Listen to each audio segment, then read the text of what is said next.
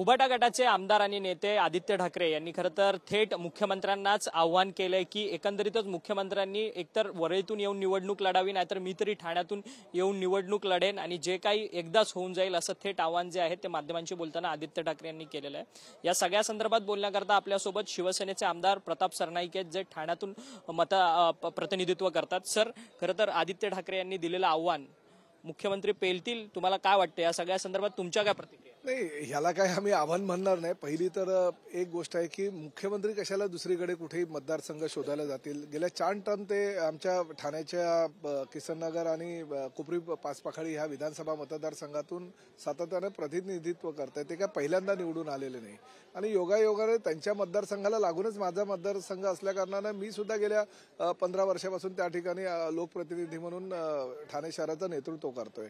आणि राहिला प्रश्न वरळी विधानसभेचा, त्यांनी त्यांच्या मतदारसंघ सांभाळावा आणि त्यांची जर इच्छा असेल इकडनं लढायला यायची तर आम्ही त्यांना शुभेच्छा देतो। शेवटी कसं आहे की कुठलाही उमेदवार जो आहे, जो विरोधी पक्षातला जरी असेल, तो जर निवडणुकीला रिंगणामध्ये आला एखाद्या उमेदवाराच्या, तर त्याला शुभेच्छा देणं आम्हीच कर्तव्य समजतो। ठीक आहे, आम्ही किती मतांनी पराभव करू हा नंतरचा विषय जरी असेल तरी शुभेच्छा देण्याचं काम तर आम्ही निश्चितपणे। सातत्याने आदित्य ठाकरे कुठेतरी डिवचण्याचा प्रयत्न करतात का मुख्यमंत्र्यांना? थेट मुख्यमंत्र्यांवरती हल्ला बोल, त्यांच्या पाच पाकडी काय होतं की विरोधी पक्षाच्या नेत्यांना म्हणा किंवा विरोधी पक्षाच्या सदस्यांना म्हणा, मुख्यमंत्र्यांवर जोपर्यंत काही आरोप करत नाही किंवा त्यांना टार्गेट करत नाही तोपर्यंत प्रसिद्धी मिळत नाही।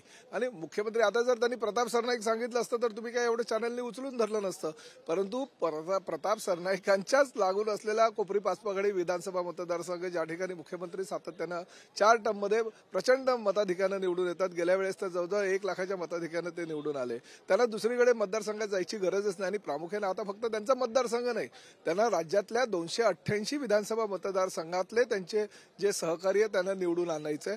त्यामुळे मला काही असं वाटतं की त्यांना काही गरज नाही वरळीला जायचं। वरळीला एखादा शिवसैनिक सुद्धा त्या ठिकाणी चांगल्या प्रकारची लढत देऊन विजय होऊ शकतो।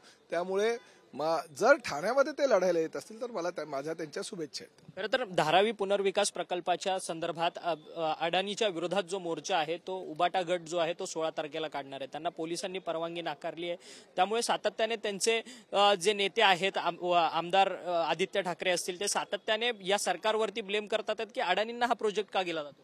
गेल्या 25 वर्षापेक्षा जास्त काळ उभाटा गटाची सत्ता ह्या मुंबई महापालिकेवर होती आणि तुम्हालाही कल्पना आहे की 2.5 वर्ष मुख्यमंत्री पदाच्या कार्यकाळामध्ये सुद्धा धारावी वासियांनी त्या ठिकाणी पुनर्विकास त्या धारावीचा व्हावा म्हणून मागणी केली होती। राहिला मोर्चाचा प्रश्न, ही टेक्निकल जी गोष्ट आहे ती फक्त तुमच्यापर्यंत पोहोचवण्याचं काम काही लोक करतायत। मला एक गोष्ट सांगावं, विरोधी पक्षाच्या सदस्य आणि त्या भागाच्या अनेक वर्षापासून निवडून आलेल्या एकनाथ गायकवाड यांच्या कन्या वर्षाताई गायकवाड विरोधी पक्षामध्ये असताना सुद्धा त्यांना जर परवानगी दिवसापूर्वी एक मोर्चा त्या ठिकाणी काढला, त्यांना पोलिसांनी यांनाच का देत नाही असं काही नाहीये। तांत्रिक अशा आणि कायदेशीर गोष्टी आहेत की ज्या परवानगीसाठी, कारण ते 2-3 पोलीस स्टेशनच्या हद्दीतून कदाचित तो मोर्चा जात असेल, म्हणून पोलीस आयुक्त कार्यालयातून तुम्ही परवानगी घ्या अशी विनंती स्थानिक पोलीस स्टेशनने केली तर त्याला परवानगी नाकारली असं म्हणता येणार नाही। मोर्चाची लोकशाहीमध्ये प्रत्येकाला अधिकार आहे, मोर्चा नाकारायचा कशाला?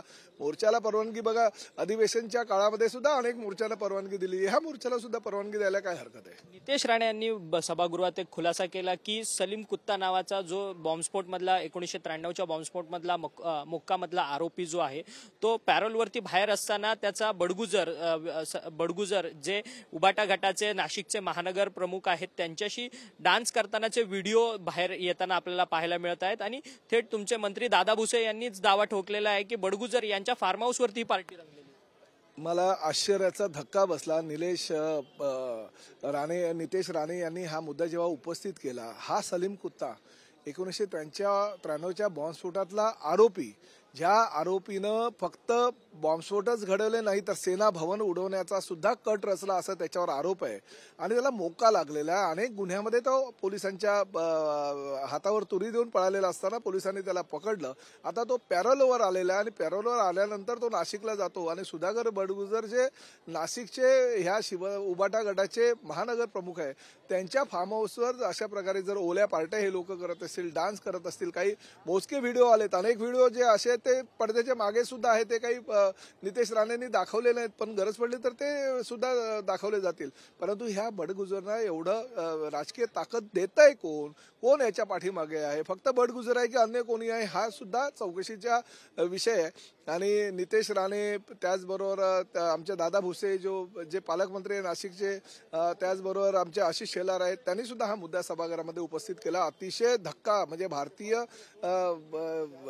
ह्या एवढी मोठी घटना घडलेली असताना सुद्धा उबाटा गटाचे नेते जर अशा सलीम कुत्तासारख्या एका आरोपी बरोबर जर पार्ट्या याचा थेट संबंध संजय राऊतांशी आहे का? कारण की संजय राऊत हे नाशिकचे संपर्क मला मी काय कोणाचं नाव घेणार नाही, परंतु एक गोष्ट आहे, देवेंद्र फडणवीस जे राज्याचे गृहमंत्री आहेत, त्यांनी सभागृहामध्ये माहिती जी मिळाली होती त्या माहितीच्या आधारे ह्या प्रकरणाची चौकशी करून नितेश राणे यांनी संजय राऊतांवर कोण आहे त्याची माहिती घेतील. नितेश राणेंना जर काही माहिती असेल तर मला काही कल्पना नाही, परंतु पोलिसांनी चौकशी करून यातलं तथ्य बाहेर काढावं असं ह्या मताचा मी आहे. धन्यवाद. तुम्ही आमच्याशी बातचीत केली होते. शिवसेनेचे आमदार प्रताप सरनाईक यांनी थेट हल्लाबोल जो आहे तो संपूर्ण आदित्य ठाकरे यांच्यावरती केलेला आहे. खरं तर आदित्य ठाकरे हे मुख्यमंत्र्यांवरतीच का बोलतात, तर त्यांना प्रसिद्धी मिळावी आदित्य ठाकरे यांना, त्यामुळे मुख्यमंत्र्यांवरती वारंवार ती अशी वक्तव्य जी आहेत ती करत असतात, असा थेट हल्लाबोल प्रताप सरनाईक यांनी आपल्याशी बोलताना केलेला. व्हिडिओ जर्नलिस्ट खंडू कसबेसह अक्षय मंकणी,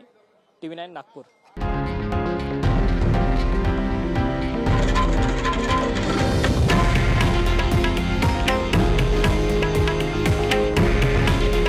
हे आहे देशातील नंबर 1 न्यूज नेटवर्क आणि आपण पाहत आहात TV9 मराठी. काळजी तुमची, हित महाराष्ट्राचं.